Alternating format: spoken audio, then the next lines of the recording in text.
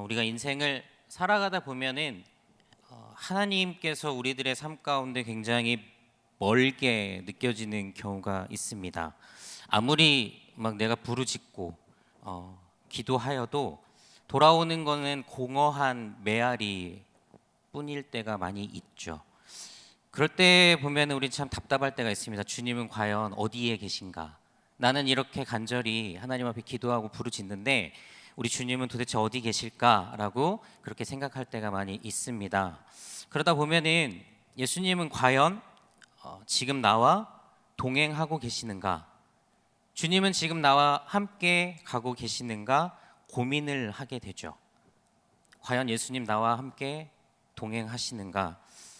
우리가 예수님의 동행, 우리와 함께 하심, 우리와 함께 걸어가심, 우리들의 인생 가운데 늘 곁에 계심, 이러한 것들에 대해서 많이 고백은 하지만 또 그렇게 간절히 부르짖지만 정말 주님이 나와 함께 걸어가고 계신지 이거에 대한 확신이 들지 않는 상황들, 그런 것들이 우리들의 인생 가운데 종종 일어나죠.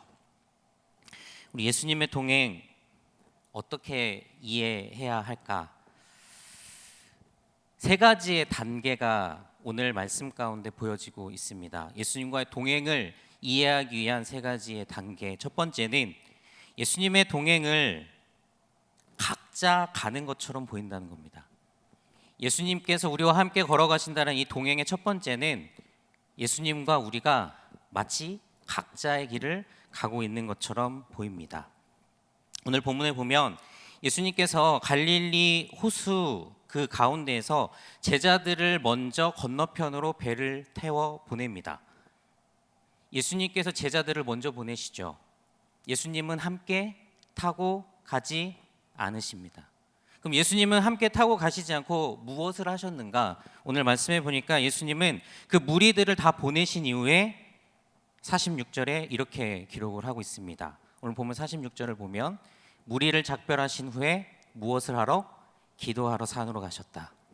예수님께서 제자들을 먼저 보내신 거는 예수님이 하실 일이 있었던 것으로 우리는 볼 수 있는 거죠. 예수님은 무언가를 하셨어야 돼요. 무엇을 하셨냐면 바로 기도하셨다는 겁니다. 제자들을 보내고 무리들을 다 작별한 후에 예수님은 기도하셨죠. 그래서 48절에 보니까 제자들이 막 배를 저어가지고 그 갈릴리 호수 바다 한가운데로 가고 있는 그 장면을 볼 수가 있습니다. 풍랑을 만났죠. 막 바다 위에서 어지럽습니다. 어떻게 해야 될지 모르는 그런 상황 가운데 빠져 있는 그 상황 가운데 그 배 위에 예수님은 함께 하고 계시지 않았죠. 예수님은 어디 계십니까? 아직 배를 타시지 않고 건너편 그대로 그 자리에서 기도하고 계시던 중이었습니다. 이 장면을 보면 예수님과 제자들이 함께 가야 되는데, 동행이라고 하는 건 함께 가는 것을 말하는데 예수님과 제자들이 함께 있지 않습니다. 그런데 여러분, 동행의 첫 번째 단계는 바로 각자 가고 있는 것처럼 보인다는 거죠.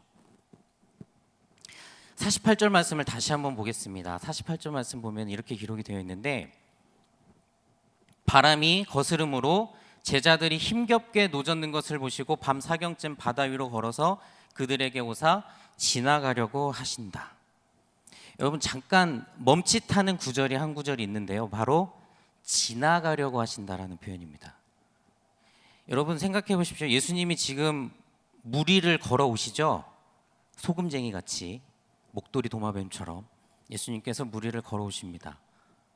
그런데 예수님께서 무리를 걸어오신 이유가 뭘까요? 우리는 제자들을 도와주려고 오는 것이라고 생각할 수 있습니다. 다들 그렇게 생각하셨을 것이고 당연히 그랬을 거라고 생각을 하시겠죠. 저도 그렇게 생각합니다. 지금 바다 한가운데에서, 갈릴리 호수 그 한가운데에서 풍랑을 만나서 위기에 빠져 있는 그 제자들을 예수님이 도와주고 구하려고 예수님께서 친히 소금쟁이가 되시고 목도리 도마뱀이 되셔서 무리를 이렇게 걸어오신 거예요.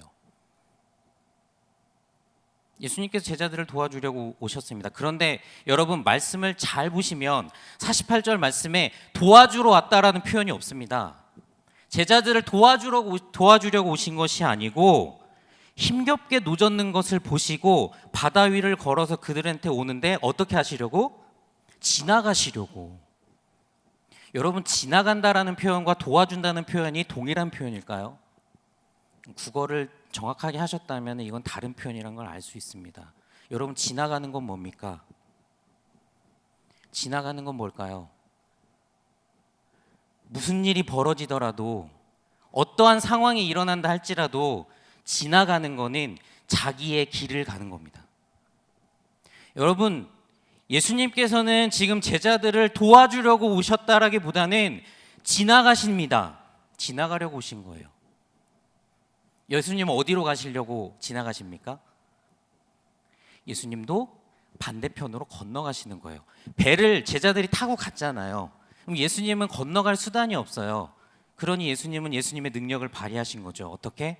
나는 걸어가겠다. 여러분 지금 이 장면은 예수님은 예수님의 길을 가고 계신 겁니다. 예수님은 예수님의 길을 가고 계신 거예요. 제자들을 도와주려고 오는 것이 아니고 예수님은 예수님의 길을 가시는 겁니다. 우리가 동행이라고 했었을 때 각자 가는 것처럼 보이는 이유는 예수님은 예수님께서 원래 가시려고 하는 예수님의 길을 걸어가기 때문에 각자 가는 것처럼 보이는 겁니다. 처음에 제자들과 함께 가시지 않은 것은 예수님이 하셔야 될 일이 있기 때문에 그렇죠. 예수님이 하셔야 될 일은 예수님의 길입니다. 바로 기도하는 거죠.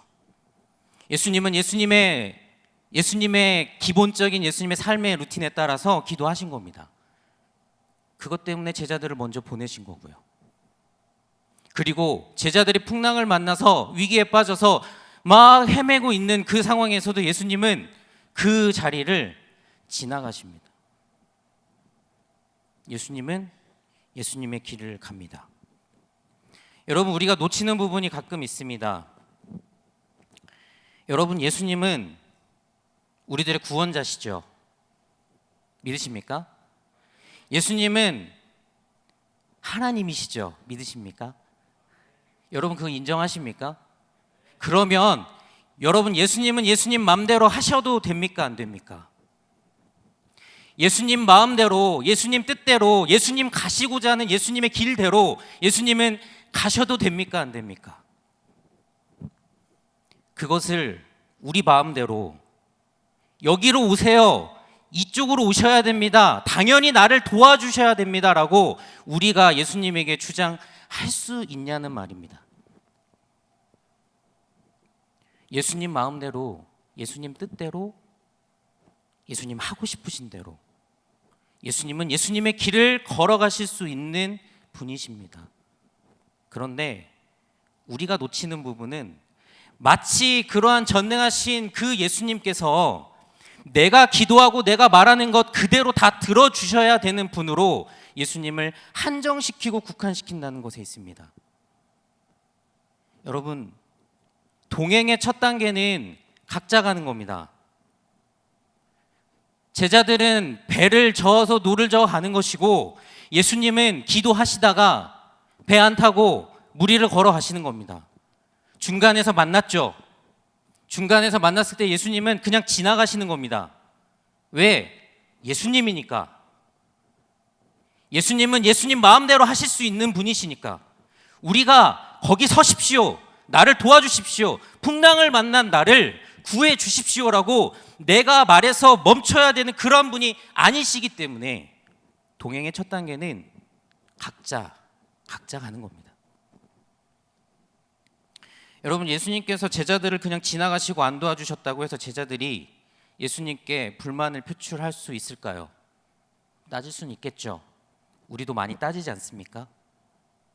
왜 내 기도를 안 들어주셨냐고, 도대체 어디 계시냐고, 어디에서 무엇 하시냐고, 이 불쌍한 나를 도와주지 않으시고 도대체 어디에서 무엇을 하시냐고 우리도 그렇게 숱하게 따지지 않습니까? 근데 여러분 착각하지 마십시오. 예수님은 예수님 마음대로 하실 수 있는 분입니다. 그게 전능하신 하나님이십니다. 꼭 나를 도와주셔야 됩니까? 꼭 나의 기도를 들어주셔야 됩니까? 그 근거가 무엇입니까? 내가 불쌍해서, 내가 문제가 많아서, 내 삶의 문제들을 해결해야 돼서 나 편하라고? 아니요. 예수님은 예수님 마음대로 하실 수 있는 능력의 하나님이심을 우리들이 인정하셔야 되는 겁니다. 그것이 동행의 첫 번째 단계예요. 여러분, 예수님과 동행한다라고 하는 것을 내가 느끼고 내가 예수님과 함께하는 것을 인정하려면 예수님을 예수님답게 인정하는 것이 첫 번째 단계임을 믿으시기 바랍니다. 거기서부터 출발하는 겁니다. 동행의 두 번째 단계가 있습니다. 동행의 두 번째 단계는 예수님께서 다가오시는데 예수님이 다가오신지를 알아차리지를 못해요. 오늘 본문에 보니까 제자들이 예수님을 무엇으로 인식합니까? 유령으로 인식합니다. 여러분, 놀라운 일이지 않습니까? 사람이 무리를 걸어요. 사람이 아니라고 생각을 할 수밖에 없겠죠. 유령이죠. 유령이라고 그렇게 생각을 하고 있는 겁니다. 그리고 유령이라고 막 외칩니다. 그런데 그분은 예수님이죠. 능력의 예수님이죠. 어떻게 보면 지금 위기를 만난 이 제자들에게 가장 필요한 존재죠. 자신들이 이 환난과 어려움 속에서 어떤 것도 할 수 없는 그 상황 가운데 지금 유일하게 그들을 구할 수 있고 그들을 이 어려움 가운데서 해방시켜주고 구원해낼 수 있는 분은 예수님밖에 없는데 그 예수님이 오셨단 말입니다. 가까이 오셨단 말이죠. 그런데도 이 제자들은 예수님을 유령이라고 부릅니다. 왜 그랬을까요? 왜 예수님을 유령이라고 불렀을까요? 첫 번째, 예수님의 능력을 정확하게 아직까지도 제자들은 못 깨달은 겁니다. 오늘 말씀 52절 마지막 절에 보면은 이 풍랑 가운데 무리를 거르신 예수님께서 이 사건 이전에 어떤 일이 있었냐면은 오병이어의 기적을 일으키세요. 그것을 제자들이 아직까지도 실감을 못하고 인지를 못하는 겁니다. 즉 예수님께서 어떠한 능력을 행하실 수 있는 분이라고 하는 것을 받아들여야 되는데 그것을 아직도 받아들이지 못하고 있는 겁니다. 그러니 예수님께서 기적을 베푸셨죠. 무리를 걷는 또 기적을 베푸시죠. 이 기적을 베푸는 연속선상에서 예수님께서 하신 것이라고 하는 그 생각을 못하는 겁니다. 유령이라고 생각하는 거죠. 헛개비라고 생각하는 거죠. 어떻게 보면 제자들이 예수님의 능력을 믿었다면 지금 저 자리에서 무리를 걸어오고 있는 분, 우리를 구원해 줄 수 있는 유일한 희망은 예수님밖에 없다는 걸 알아야 되는데 그것을 알아차리지를 못하는 거예요. 알아차리지 못한 두 번째 이유가 왜 그러냐면 이 지금 예수님이 다가오시는 순간에도 풍랑이 안 멈추고 있어요. 풍랑이 멈췄으면은 모르겠습니다. 예수님인 것을 더 확실하게 느꼈을지 모르겠습니다. 상황이 정리가 됐으니까, 어려움이 사라졌으니까, 고난이 없으니까. 그런데 풍랑이 안 멈추고 있어요. 풍랑이 안 멈춘 상황에서 무언가가 사람 비슷한 것이 걸어오니까 이것이 예수님임을 모르는 겁니다. 여러분, 동행의 두 번째 단계는 고난이 안 끝난다는 거예요. 예수님께서 가까이 오셨는데도 내 주변에 고난이 잘 안 끝난다는 거예요. 종결이 잘 안 된다는 거예요. 이것이 멈춰야 되는데 멈추지 않는다는 거예요. 그래서 고난과 예수님이 공존하고 있어요. 고난과 예수님이 함께 있어요. 내 삶의 어려움과 예수님이 나와 함께 있어요. 이게 동행의 두 번째 단계예요. 예수님이 나와 동행하시면 고난이 다 없어져야 되고 풍랑이 멈춰야 될 것처럼 느껴지고 그렇게 생각이 들지만 사실 그렇지 않다는 거예요. 안 끝나요. 끝나질 않아요. 근데 여러분, 예수님이 오셨습니다. 예수님께서 가까이 오셨어요. 그런데 풍랑 때문에 그것을 잘 알지 못하고 인지하지 못한다는 겁니다. 그래서 동행의 세 번째 단계가 있습니다. 바로 더 간절히 부르짖어야 된다는 겁니다. 여러분들의 삶의 고난의 문제가 안 끝났음에도 불구하고 주님은 와 계시거든요. 그런데 이 고난의 문제가 자꾸 예수님이 함께 계신다라고 하는 것을 인지하지 못하게 하기 때문에 우리는 더욱더 주님께 기도해야 된다라고 하는 겁니다. 여러분, 기도를 하면 어떠한 일이 일어나냐면 예수님께서 지나가시는 그 길을 멈추게 할 수 있어요. 예수님께서 지나가시려고 했죠. 예수님은 예수님의 길을 갑니다. 풍랑은 멈추지 않아요. 우리는 예수님이 지금 우리 곁에 오시고 가까이 오셨는데도 불구하고 알아보지를 못해요. 여러분, 이대로 놔두면 예수님은 어떻게 하십니까? 지나가십니다. 여러분, 예수님이 지나가신다고요. 그래서 동행의 세 번째 단계는 지나가시는 예수님을 멈추게 하는 기도를 해야 된다는 겁니다. 울부짖는 기도. 이것이 바로 동행의 세 번째 단계입니다.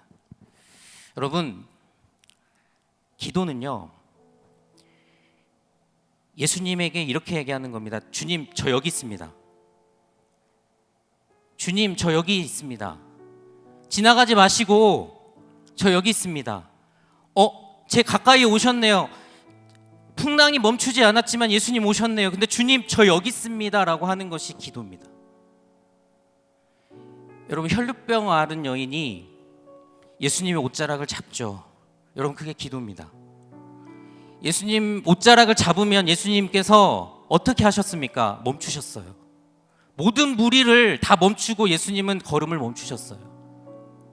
여러분, 삭개오가 나무 위로 올라갔어요. 이게 기도입니다. 예수님이 길을 가시다가 삭개오를 보시고 멈췄어요. 여러분, 눈먼 사람이 예수님을 막 부르짖습니다. 다윗의 자손 예수여, 나를 불쌍히 여겨주소서. 보기를 원합니다. 눈 뜨고 싶습니다. 예수님 어디로 가는지도 몰라요. 안 보이거든요. 안 보이는데도 부르짖어요. 근데 여러분, 예수님이 가시다가 멈춰요. 여러분, 풍랑을 만났습니까? 어려움이 해결이 안 됩니까? 여러분, 예수님과 따로 가는 것처럼 느껴지십니까? 그래서 기도를 멈추셨습니까? 예수님께서 가시는 길을 멈출 수 있는 유일한 방법은 기도하는 겁니다. 하나님 앞에 계속 기도하는 거예요. 저 여기 있습니다라고 기도하는 거예요. 폭풍우가 거세면 거셀수록 더 기도하는 거예요. 그게 우리의 위치를 지금 알리는 길이에요.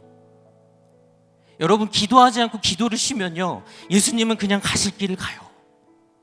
그 가실 길을 가시는 예수님을 두고 왜 나를 버려두고 가셨냐라고 말할 수 없다는 거예요. 여러분, 그럴 자격이 없거든요. 그런데 유일하게 그 예수님의 가시는 길을 멈추게 하는 방법이 있다고요. 그게 기도예요. 오늘 제자들이 살려달라고 울부짖지 않았겠습니까? 다 죽게 생겼으니 울부짖지 않겠습니까? 예수님 그냥 가면 지나가실 것 같으니까 제발 좀 살려달라고, 안 그러면 우리 여기서 지금 바다에서 다 빠져 죽게 생겼다고, 주님 제발 좀 살려달라고 그렇게 하지 않았겠습니까? 여러분, 예수님의 결단이 무엇입니까? 걸음을 멈추고 가시는 길을 멈추고 안심하라, 두려워하지 말라, 내가 너와 함께 있다, 내가 너희와 함께 있다, 두려워하지 말아라. 그리고 배에 오르지 않습니까? 배에 오르자 말씀은 풍랑이 멈췄다. 사랑하는 여러분,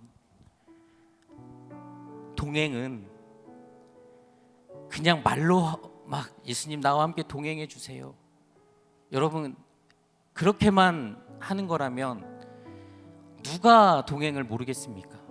그런데 예수님의 동행의 방법이 너무나도 우리들을 참 어렵게 만드는 것처럼 보이는 때가 많이 있다는 겁니다. 따로 가는 것처럼 보이고, 가까이 오셨는데 문제는 해결이 안 되고,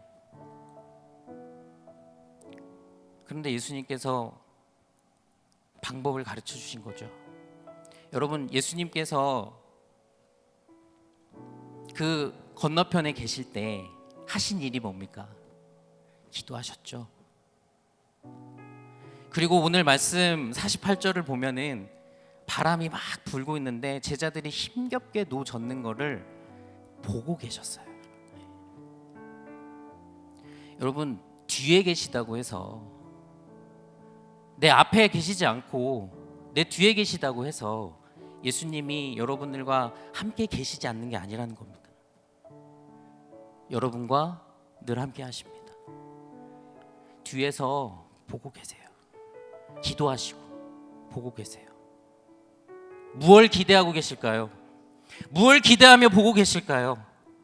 여러분이 예수님을 찾기를, 여러분이 예수님께 기도하기를. 내가 지금 다가가고 있으니까, 내가 갈 거니까 기도하기를 예수님은 간절히 바라고 계십니다. 우리 오늘 기도할 겁니다. 여러분, 기도할 겁니다. 온 마음과 정성을 다하여 주님께 울부짖으십시오. 여러분들의 삶의 문제가 아직 해결이 안 됐습니까? 여러분 곁에 와 계심을 믿으시기 바랍니다. 여러분, 주님은 그걸 원하십니다. 여러분들이 기도하실 때 우리 주님 반드시 여러분들 옆에 걸음을 멈추시고 여러분들을 도와주실 것을 믿습니다. 풍랑을 잠잠케 하실 것을 믿습니다. 여러분들의 삶의 문제를 예수님께서 친히 맡아주시고 그렇게 남은 거리를 주님과 함께 배를 타고 동행하는 길을 가도록 은혜 베풀어 주시고 축복하여 주실 것을 믿습니다. 우리 시간에 함께 찬양하고 기도할 텐데요, 우리 아무것도 두려워 말라, 주 너의 하나님이 지켜주신다, 놀라지 말라, 겁내지 마라. 우리 주님께서 여러분과 함께 하시는 그 마음을 갖고 이 시간에 함께 찬양하며 나아가도록 하겠습니다.